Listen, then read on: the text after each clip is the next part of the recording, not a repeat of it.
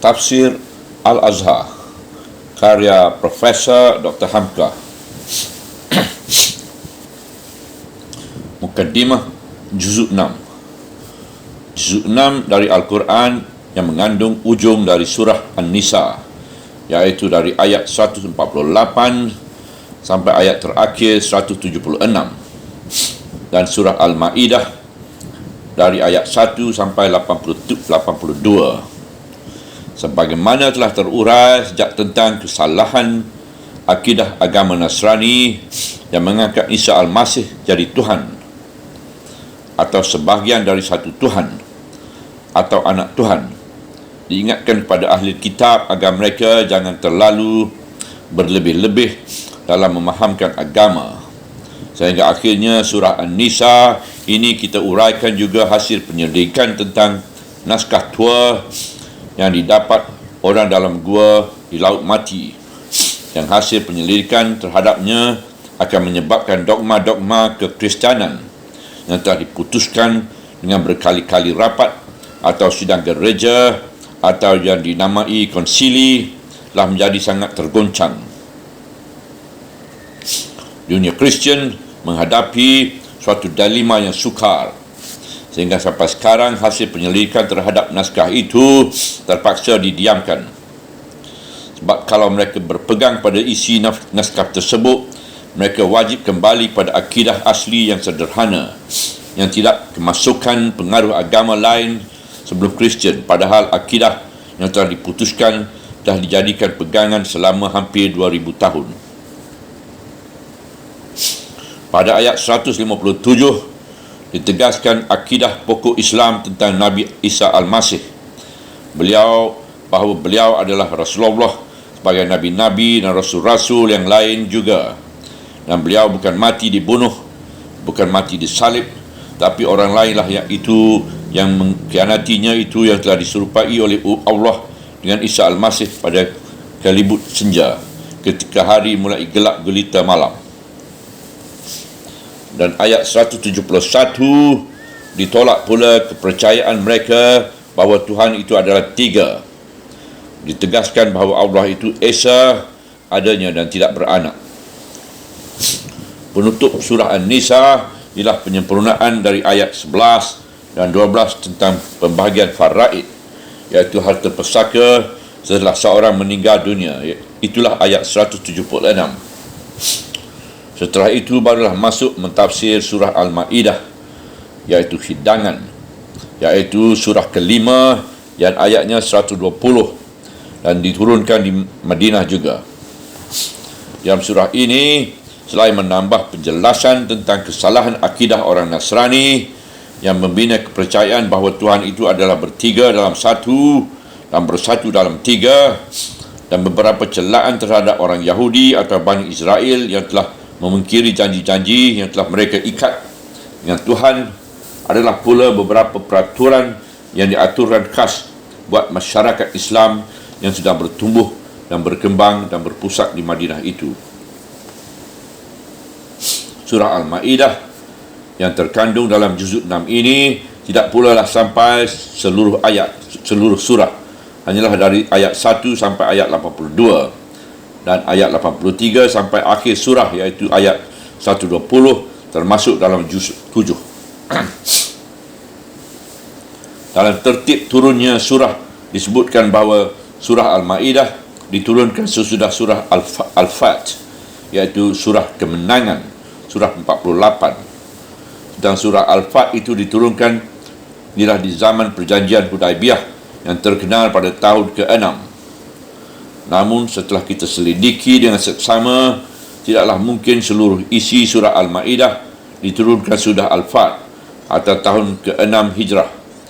Sebab ketika Rasulullah SAW mengharapkan kesanggupan kaum Ansar agar turut dalam peperangan Badar, Sa'ad bin Mu'az, salah seorang pemuka Ansar, telah membawakan ayat 24 dari surah Al-Ma'idah itu, bahawa kaum Ansar tidaklah akan berperangai sebagai perangi Bani Israel ketika diajak oleh Nabi Musa berperang dengan musuhnya. Ketika beliau perintahkan memasuki negeri Palestin, bahawa Bani Israel itu berkata kepada Musa, Pergilah engkau, hai Musa, berdua dengan Tuhan engkau. Berperanglah di sana. Namun kami biarkanlah duduk di sini. Sedang perang Badar terjadi pada tahun kedua. Dan lagi pula dalam surah Al-Ma'idah banyak membuka perangai-perangai busuk, perangai-perangai buruk orang Yahudi, iaitu Yahudi Bani Kinuha, Bani Nadir dan Bani Khuraizah. Maka kalau keseluruhan surah Al-Ma'idah turun sesudah tahun ke-6, tidaklah agaknya akan sebanyak itu lagi menyebut kekurangan Yahudi, kerana sebelum tahun itu atau sebelum perdamaian Hudaibiyah, Yahudi Bani Nadir telah diusir dari Madinah dan Yahudi Bani Khuraizah telah dihukum dengan hukuman berat. Hanya penaklukan Khaybar saja yang terjadi sesudah perdamaian Hudaibiyah. Dan lebih jelas lagi bertemu pada ayat 3 yang di sana dijelaskan bahawa agama kamu telah disempurnakan dan nikmat telah dilengkapkan, yang menunjukkan bahawa sesudah itu syariah tidak ada tambahnya lagi sebab telah lengkap. Ayat ini turun pada ketika Nabi Muhammad SAW mengerjakan haji wada, iaitu tahun ke-10. Kesimpulannya, bolehlah dikatakan surah Al-Ma'idah memang banyak ayatnya diturunkan sesudah surah Al-Fat, selepas tahun ke-6 Hijrah. Tetapi tidak semuanya. Bahkan ada yang dahulu dari itu dan ada yang sesudahnya. Namun kesimpulan isinya samalah di antara keempat surah-surah panjang yang diturunkan di Madinah, iaitu Al-Baqarah, Ali Imran dan An-Nisa dan Al-Ma'idah, yang kalau diambil kesimpulan secara terperinci ialah: satu, mengukuhkan masyarakat Islam dengan mengatur pergaulan hidupnya; kedua, kesanggupan mempertahankan diri dari serangan musuh-musuhnya; dan ketiga, memerankan kesalahpahaman agama lain yang telah menyimpang daripada ajaran agama yang asli. Sekarang marilah kita pergi pada ayat 148 dan 149 dari surah An-Nisa.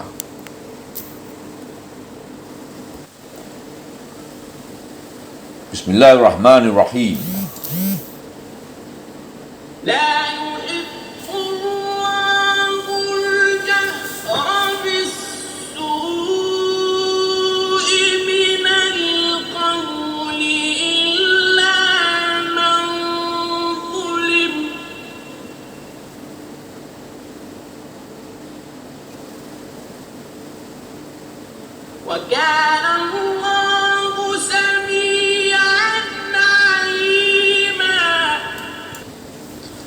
Ayat 148 surah An-Nisa.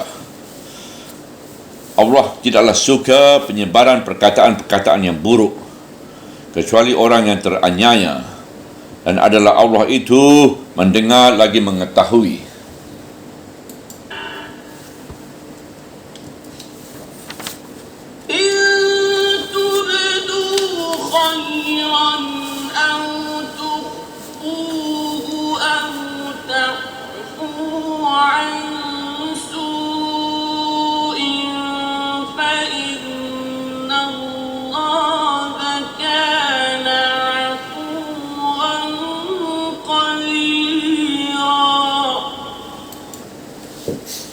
Ayat 149. Jika kamu memperlihatkan kebaikan atau kamu menyembunyikannya atau kamu memberi maaf dari satu keburukan, maka sesungguhnya Allah adalah pemaaf lagi kuasa. Allah tidaklah suka penyebaran perkataan-perkataan yang buruk. Pangkal ayat 148. Kalau dikatakan Allah tidak suka, nescaya Allah membencinya. Maka amatlah benci menyia-nyiarkan atau menjelas-jelaskan perkataan yang buruk, yang kotor, yang cabul dan carut-mencarut, yang karut-marut. Yang disukai Allah hanyalah kata-kata yang sopan, yang tidak menyinggung perasaan, yang tidak merosak akhlak. Maka banyaklah perkataan yang artinya kita maklumi tetapi tidak boleh diucapkan terus terang, sebab di sana terletak batas kesopanan manusia.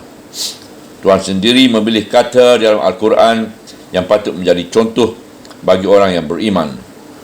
Tidak sekali juga Tuhan memakai perkataan yang menyinggung perasaan berkenaan dengan hubungan laki-laki dan perempuan, khususnya suami isteri, sehingga tingkat umur berapapun yang membaca dan mendengar Al-Quran itu tidak tersinggung perasaannya, walaupun anak gadis yang baru meningkat dewasa. Bahkan kata-kata yang bererti najis yang keluar dari dua pelepasan tidak ada dalam Al-Quran. Demikian pun kembali dari buang air, Al-Quran mengatakan saja kembali dari kakus. Guru kami almarhum Zainuddin Labe El-Yunusi seketika mendirikan sekolah diniah di Padang Panjang pada tahun 1916, menjadi susah hati dalam memilih buku-buku pelajaran agama, terutama fiqh yang sesuai diberikan kepada kanak-kanak, terutama seketika menerangkan darah haid dan nifas yang kalau diterangkan menurut yang ditulis dalam buku-buku fiqh saja, terutama kepada kanak-kanak perempuan yang belum patut mendengarnya, sangatlah menyinggung perasaan. Demikian pun terang tentang syarat-syarat yang menyebabkan wajib mandi junub, sehingga akhirnya beliau mengarang sendiri buku yang sesuai dengan metode pendidikan dan sesuai dengan ayat yang tengah kita tafsirkan ini. Dan beliau pecah Dinayah School itu menjadi dua, bahagian anak laki-laki dan bahagian anak perempuan, yang masyhur dengan nama Diniah Putri, yang dipimpin oleh adiknya sendiri, Rahmah El-Yunusiyah. Sebab yang utama menurut pengetahuan penulis ialah menjaga jangan sampai kata-kata yang belum layak didengar kanak-kanak di umur muda tersinggung perasaan seketika guru menerangkan pengajian fiqh pada kata-kata yang hanya boleh diberikan dalam kalangan terbatas kepada orang dewasa. Ayat ini pun suatu teguran halus dalam hal pendidikan, sehingga tidaklah layak seorang ibu ketika marah-marah kepada anaknya mengeluarkan kata-kata yang kotor, memaki-maki, mencarut-carut dan sebagainya. Dan telah menjadi kebiasaan manusia seluruh dunia tidak suka menyebut nama aurat kelamin, sehingga ahli-ahli pengarang kamus yang besar-besar pun selalu mengelak untuk menuliskan makna dari kata-kata terlarang itu.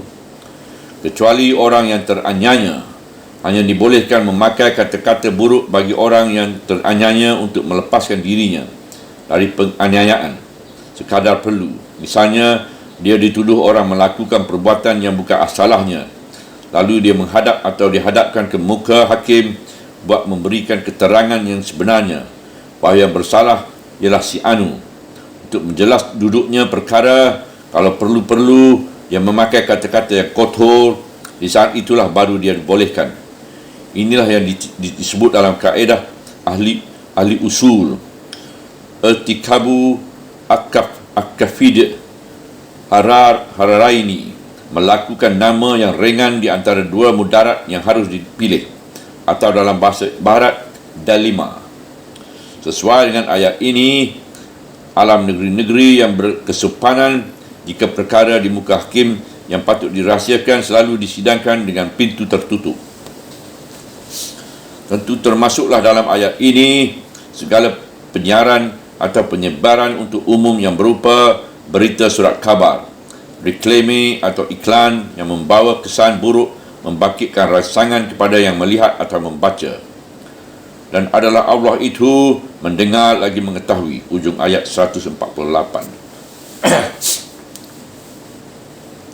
Untuk menuntun batin dan kesopanan kita, pada penutup Tuhan mengatakan bahawa Dia selalu mendengar apa yang kita ucapkan, sopankah atau kotor, dan mengetahui perangai-perangai dan kelakuan kita yang akan bisa menjatuhkan maruah.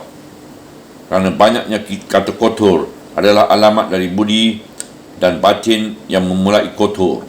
Padahal ummah yang beragama sudah semestinya mempunyai kesopanan yang tinggi. Sayyidina Ali bin Abu Talib 2 kali melepaskan musuhnya dari tikaman pedang beliau, hanya perkara tersikap aurat saja. Sekali terhadap seorang musyrik di perang Uhud, sekali terhadap sesama Muslim, sesama Islam, iaitu Amir bin As sendiri dalam peperangan Siffin. Seketika lawan-lawannya itu telah dekat, beliau tikam, tiba-tiba terbuka aurat mereka atau tersingkap celana. Beliau tidak mahu melihatnya, lalu beliau tinggalkan tempat itu dan diberikannya kesempatan musuh menutupi auratnya kembali. Demikian pula salah seorang dari imam yang besar, Imam Ahmad bin Hanbal, seketika beliau dipaksa untuk mengucap bahawa Al-Quran adalah makhluk, iaitu faham yang dipaksakan oleh Khalifah Al-Ma'mun, sampai beliau dipenjarakan 30 tahun lamanya. Pada suatu hari ketika beliau dalam tahanan di zaman Khalifah Al-Mu'tasim, beliau dihadapkan kepada majlis kerajaan, dipaksa mengakui pendirian itu. Namun beliau tetap tidak mahu, sebab paksaan itu berlawanan dengan pendiriannya, iaitu bahawa membicarakan Al-Quran makhluk atau kadim bukanlah suruhan agama. Itu adalah pengaruh filsafah yang telah masuk ke dalam faham Islam. Dalam paksaan itu, beliau pernah dipukuli dengan cemeti, sehingga berbelit-belitlah cemeti pada badannya dan memancurlah darah, sehingga cemeti itu pun merobek-robek bajunya. Cuma satu doanya kepada Tuhan, iaitu janganlah sampai terbuka auratnya atau robek celananya atau putus ikat pinggangnya sehingga auratnya kelihatan, sebab tangannya terikat. Kerana menurut faham beliau, memperlihatkan aurat itu pun termasuk yang dibenci Allah. Doa beliau dikabulkan Tuhan. Jika kamu memperlihatkan kebaikan atau kamu menyembunyikannya, atau kamu memberi maaf dari satu keburukan. Pangkal ayat 149. Menyebar-nyebar kata-kata kotor dan buruk sudah terang tidak disukai oleh Allah. Kalau sekiranya Allah tidak suka penyebaran kata buruk, tentu yang disukai Allah ialah penyebaran kata yang baik, yang sopan, yang bermutu, yang berisi pendidikan. Tetapi menyebarkan kata yang baik dan bermanfaat amat berbeza dengan menahan diri dari menyebarkan kata yang buruk. Menyebar kata yang buruk jangan sekali-kali, tetapi menyebar kata yang baik adalah memilih tempat juga. Kadang-kadang kata yang baik bermaksud baik kerana tempat atau waktunya itu tidak kena, dia pun menghasilkan yang buruk. Ada beberapa pepatah untuk menjelaskan hal ini. Satu pepatah mengatakan, apalah harga mutiara bagi seekor anjing? Ini menandakan bahawa kata-kata yang baik dan bernilai pun hendaklah memilih tempat yang baik dan waktu yang baik pula. Di sini terletak kebijaksanaan manusia. Sebab itu, maka dalam ayat ini disebutkan, jika kamu memperlihatkan kebaikan atau menyembunyikannya. Sebab kadang-kadang ada kalanya kebajikan itu lebih berfaedah jika disembunyikan. Atau kamu memberi maaf dari satu keburukan. Misalnya orang mencaci maki kita dengan kata-kata yang buruk dan menghina, maka menurut pendapat kita hal ini hanya kecil saja, belum perlu dibawa ke muka hakim. Kita hendak menunjukkan ketinggian mutu budi, lalu kita beri maaf dia, maka sesungguhnya Allah adalah pemaaf lagi kuasa. Ujung ayat 149. Di ujung ayat Allah menunjukkan sifatnya yang mulia, iaitu pemaaf. Maka Allah menganjurkan kepada orang mukmin supaya meniru sifat Allah itu. Dan di ujungnya sekali Allah pun menerangkan bahawa dia maha kuasa. Artinya jika seseorang memberi maaf bukanlah kerana kelemahan, tetapi kerana kekuasaan. Begitulah sifat Allah. Inilah kehendak yang dipegang oleh mukmin, iaitu Bismillahirrahmanirrahim, memberi maaf dalam keadaan buat membalas. Memberi maaf dalam keadaan berkuasa buat membalas. Sayyidina Ali pernah bermain pedang dengan musuhnya, seorang Yahudi, sehingga akhirnya Yahudi itu terdesak dan jatuh.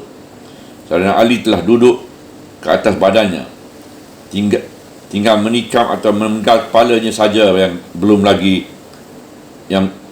kepalanya saja lagi dalam dadanya yang hendak memenggal lahirnya, diludahinya muka.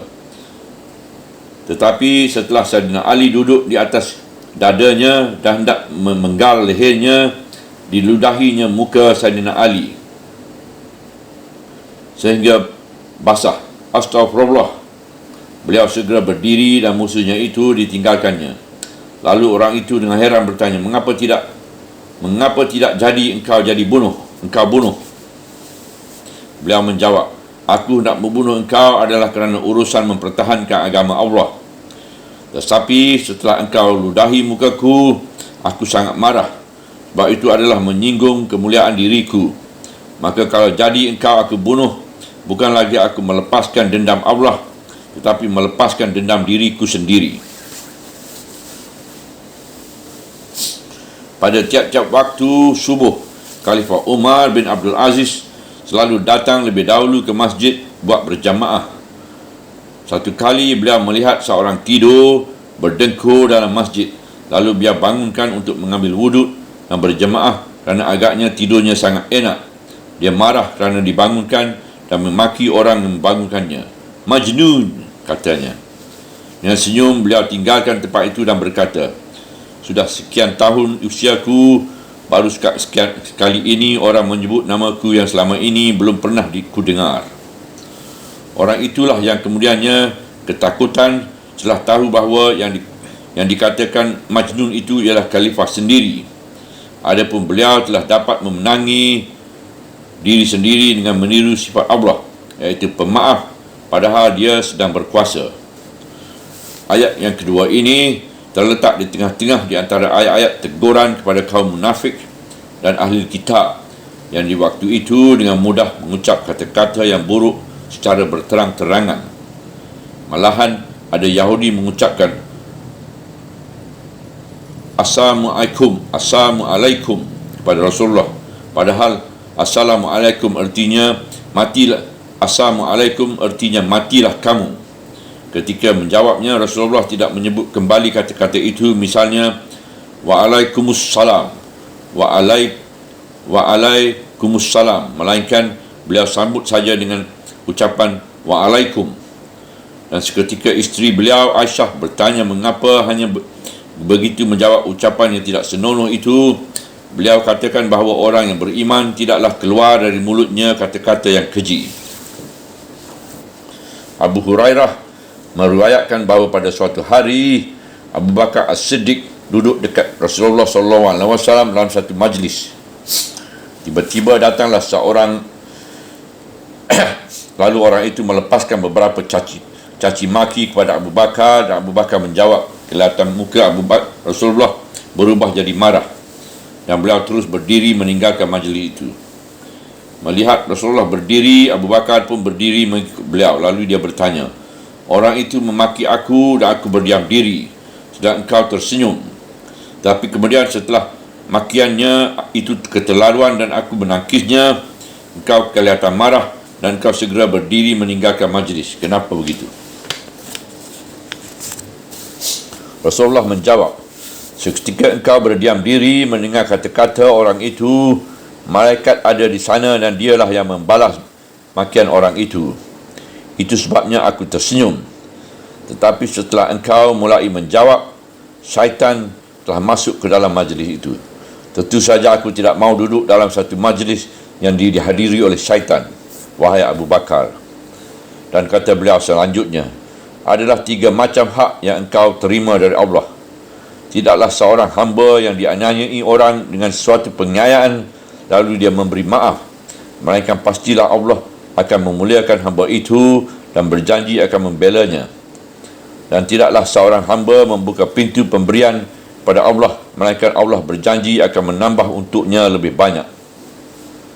Dan cerita lain pula dari Abu Hurairah, pada suatu hari duduklah Rasulullah SAW dalam satu majlis.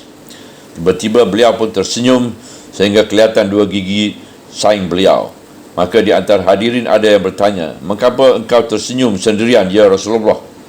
Beliau menjawab, aku melihat 2 orang laki-laki daripada umatku sedang berlutut di hadapan Tuhanku. Maka berkatalah yang seorang, Ya Allah, sudilah mengambil hakku yang dianiaya oleh saudaraku. Maka Allah pun bersabda, berikanlah barang saudaramu yang telah engkau aniaya itu, hai Anu. Orang itu menjawab, tidak ada lagi kebajikan yang tinggal pada diriku, ya Allah. Lalu yang pertama tadi berkata, biarlah dia memikul dosa-dosaku. Berkata Abu Hurairah, seketika menceritakan perbantahan kedua orang itu di hadapan Allah, berlinanglah air mata Rasulullah. Seraya beliau berkata, hari ini adalah hari yang maha besar, sebab hari ini manusia menginginkan dosa yang berat itu dapat dipikul oleh orang lain. Setelah itu beliau pun berkata pula, maka bersabdalah Allah kepada orang yang pertama yang dahulu dianiaya oleh saudaranya itu dan sekarang meminta haknya, cubalah angkat mukamu, lihatlah syurga yang di atasmu itu. Orang itu pun menangkat muka, maka kelihatan olehnya berbagai kebajikan dan beraneka wakna nikmat ilahi. Lalu dia bertanya, ya Allah, untuk siapa semuanya ini? Allah menjawab, untuk orang yang sanggup membayar harganya. Maka hamba itu pun bertanya pula kepada Allah, siapakah yang sanggup membayar harganya itu, ya Allah? Allah menjawab, engkau sendiri. Orang itu bertanya, bagaimana caranya? Dengan memberi maaf pada saudaramu itu. Orang itu berkata, sekarang dia telah aku beri maaf, ya Allah. Maka bersabda Allah kepadanya, ambillah tangan saudaramu itu, bimbinglah dia supaya bersama-sama masuk surga. Kemudian itu berkata Rasulullah SAW, oleh sebab itu takutlah kamu sekalian kepada Allah dan perbaikilah hubungan di antara kamu satu dengan yang lain. Dengan menilik segala riwayat hadis ini, dapatlah kita memahamkan ayat 2 serangkai ini, iaitu bahawa pada pokoknya janganlah keluar dari mulut kita kata-kata yang kotor, hanya boleh apabila kerana terpaksa sebab kita teraniaya. Dan pada ayat 149 kita diberi kebebasan memilih kerana melihat masa dan ketika apakah kebaikan itu akan kita perlihatkan atau akan kita sembunyikan, atau kita akan memberi maaf. Kadang-kadang kita terpaksa membuka satu rahsia kejelekan orang kerana yang dituduh itu diri kita, padahal kita tidak bersalah. Kalau misalnya telah mengancam hidup kita, nescaya di waktu itu kita wajib membuka kebusukan orang yang memfitnahkan itu. Tapi ada pula suatu masa tidak perlu membalas keji dengan keji, kotor dengan kotor. Sebab sebagaimanapun seorang yang curang menyembunyikan kecurangannya, namun akhir kelaknya yang curang itu akan ketahuan juga. Ia berkehendak akan kesabaran kita sendiri.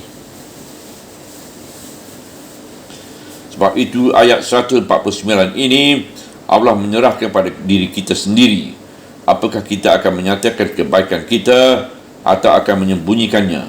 Lalu kita memberi maaf atas keburukan yang telah dilakukan kepada diri kita. Tetapi sungguh pun terserah kepada kita memilihnya. Di ujung ayat Allah menunjukkan sifatnya, iaitu bahawa Allah adalah Maha Pemaaf dan Allah pun Maha Berkuasa. Dia pemaaf, tetapi pemaafnya itu bukanlah kerana lemah, melainkan kerana kuasanya.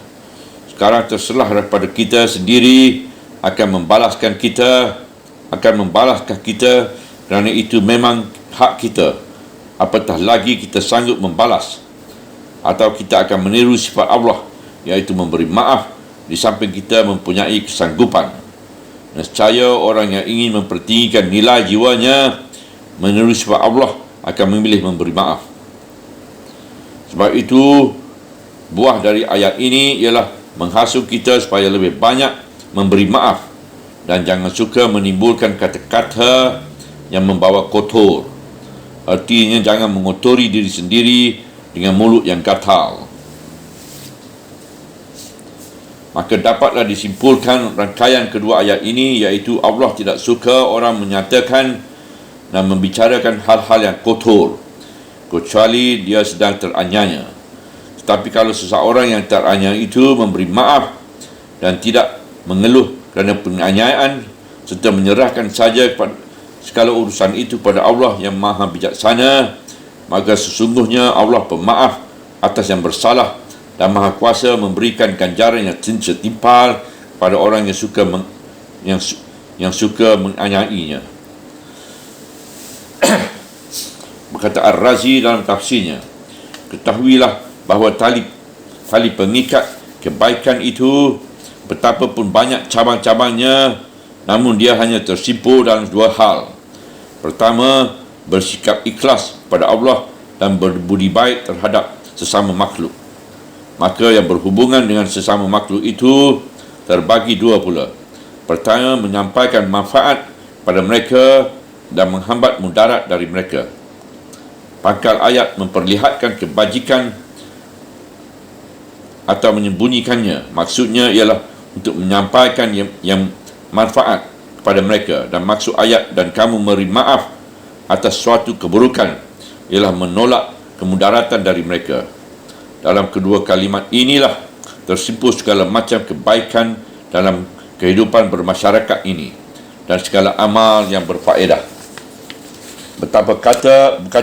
Berkata pula Ibn Katsir dalam tafsirnya, tersebut dalam satu pesan Rasul bahawasanya malaikat-malaikat yang memikul aras ilahi itu selalu mengucapkan tasbih kepada Allah setelah mereka bertasbih sambil berseru, amat suci engkau ya Allah kerana kelapangan ampunmu. Dan setengah malaikat lagi berseru, amat suci engkau ya Allah atas luasnya ampunmu, sesudah begitu besar kekuasaanmu. Tersebut dalam suatu hadis yang sahih. Bismillahirrahmanirrahim. Sedekah tidaklah akan mengurangi harta benda yang ada, dan hamba Allah yang sudi memberi maaf tidaklah akan ditambahkan Allah